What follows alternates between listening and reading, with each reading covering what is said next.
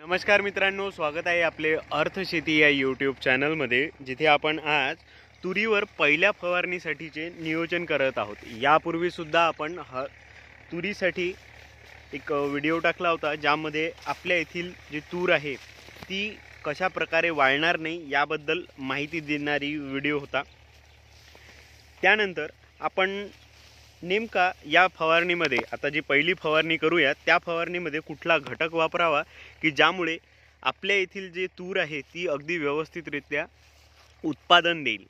तर तुम्ही इथे बघू शकता ज्या प्रकारे आपल्या तुरीला तोरंबे आलेले आहेत, ही आमच्या भागामध्ये याला अंडे म्हणतात। तर अशा प्रकारची जर तूर आपली कळीवर आली असेल तर अशा वेळेला आपण नेमके काय करावे, परंतु त्यापूर्वी याच वेळेवर जे येणारे प्रॉब्लेम्स आहेत सगळ्यात मोठे असतात आणि त्यामुळे आपले नुकसानसुद्धा जास्त होते। तर अशा वेळेला आपण काय करावे ते समजून घेऊया। सगळ्यात अगोदर उपाययोजना। अशा प्रकारचे जर आपल्या इथे झाड होत असेल, जसे तुम्ही बघू शकता हे एकच झाड आहे जे इथे मेले, त्यानंतर ही आपण उपटून बघूया। हे बघा, याचे जे झाड आहे तुम्ही इथे पाहू शकता, हे असे काळवंडला आहे। इथनं ही बुरशी आहे, जी बुरशी आपल्या तुरीच्या मुळावर काम करते। हे बघा, हे अशा प्रकारचे मेले। असे जर झाड मरत असेल तर कृपया अशा झाडांना तुम्ही आता कुठल्याच प्रकारचे जे बुरशीनाशक आहे अशा बुरशीनाशकचा वापर करून काही फायदा होणार नाही। ते बुरशीनाशक तुम्हाला आता सध्या काहीच रिझल्ट देणार नाही, त्यामुळे काही पैशाचा तुम्ही चुराडा करू नका। सगळ्यात महत्त्वाचं आता काय राहील, जर तुम्ही ड्रेंचिंग करत असू शकाल तरच 50% तरी फायदा होईल, परंतु त्यापेक्षा जास्त होणार नाही, ही अपेक्षित रिझल्ट आहे। त्यानंतर आता आपण हे जे कळीमध्ये आलेले जे तूर आहे या तुरीला कशा प्रकारे चांगला उत्पादन घेऊ शकतो ते समजून घेऊया। आता तुरीमध्ये मॉर्टॅलिटी रेट, सोयाबीनमध्ये मोठ्या प्रमाणात फुलाचे कळीमध्ये म्हणजे शेंगेमध्ये रूपांतर होते, परंतु तुरीमध्ये असं होत नाही। तुरीमध्ये खूप मॉर्टॅलिटी जो रेट आहे तो खूप जास्त असतो। त्यामुळे आपल्याला इथे जेही नर फुल आहे त्या नर फुलांना मादी फुलांमध्ये कन्वर्ट करणे आणि जे फुलं आहेत त्यांना सक्षम करणे, हे सगळ्यात महत्त्वाचा या फवारणीतील पहिला घटक राहील। तर फवारणीमध्ये सगळ्यात महत्त्वाचं म्हणजे ह्युमिक ॲसिड।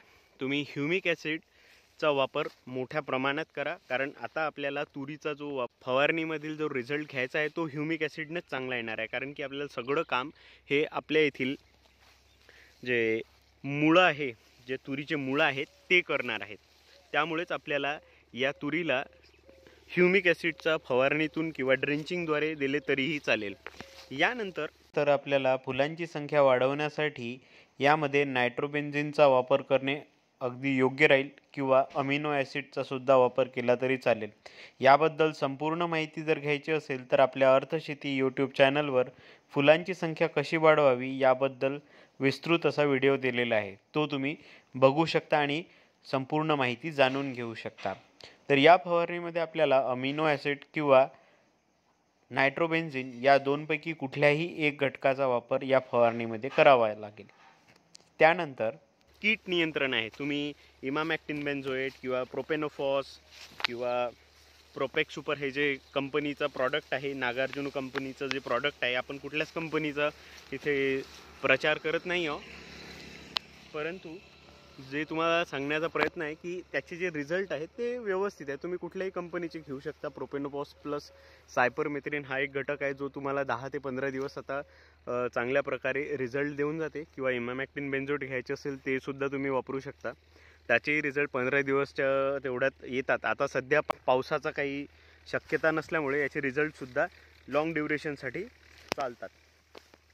त्यानंतर आता आपल्याला जे फुलाचे जे मॉर्टॅलिटी रेट आहे तो जर कमी करायचा म्हटला तर त्यासाठी कुठले केमिकल तर आहे नाही, परंतु झिंकचा वापर तुम्हाला या फवारणीमध्ये करावा लागेल।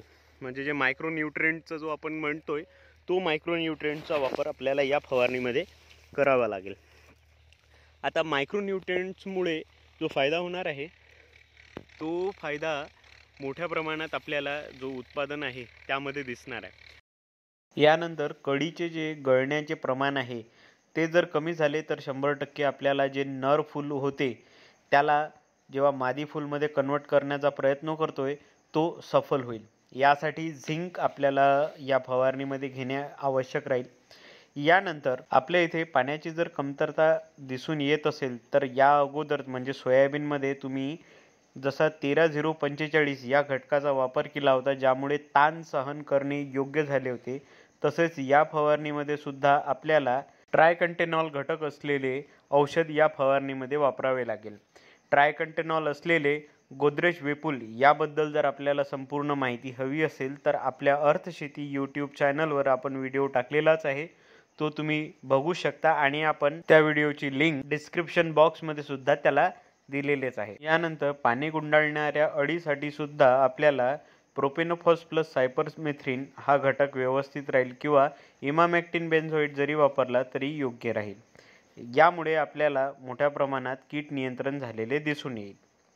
अशा प्रकारे आपल्या तुरीवर येणारा ताण, त्यानंतर उत्पादनात करण्याची वाढ, त्यानंतर नर फुलांना मादी फुलांमध्ये बदल करणे, या सर्व घटकांचा आणि सोबतच कीड नियंत्रण करण्याचा संपूर्ण नियोजन केलेले आहे। तर हा व्हिडिओ तुम्हाला कसा वाटला जरूर कळवा आणि यामुळे तुम्हाला तुरीमध्ये उत्पादन वाढवण्यास मदतच होईल ही अपेक्षा।